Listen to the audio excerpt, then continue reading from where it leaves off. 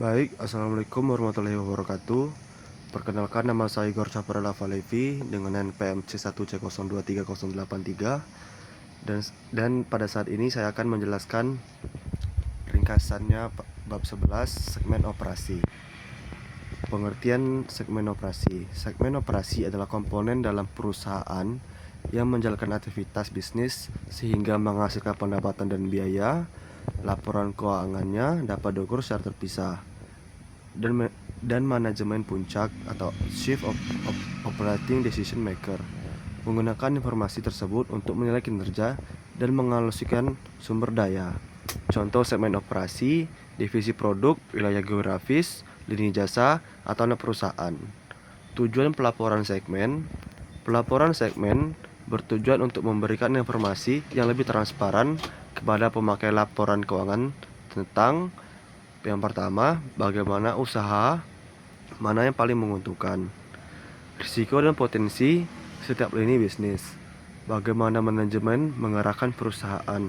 Dengan kata lain, pelaporan segmen membantu pengguna laporan memahami struktur ekonomi internal perusahaan. Penentu segmen pelaporan. Tidak semua segmen harus ditampilkan dalam laporan. PSAK 5 atau IFRS 8 menggunakan 3 tes kuantitatif 10%, yaitu tes 10%. Segmen dikategorikan sebagai segmen pelaporan jika memenuhi salah satu dari yang pertama, pendapatan segmen lebih besar dari 10% dari total pendapatan seluruh segmen. Laba atau rugi segmen lebih besar dari 10% dari total laba segmen yang laba atau total rugi segmen yang rugi. Aset segmen lebih besar dari 10% dari total aset seluruh segmen operasi. Selain itu, jika total pendapatan segmen yang dilaporkan belum mencapai 75% dari total pendapatan perusahaan, maka segmen tambahan harus ditambahkan sampai melewati batas 75%.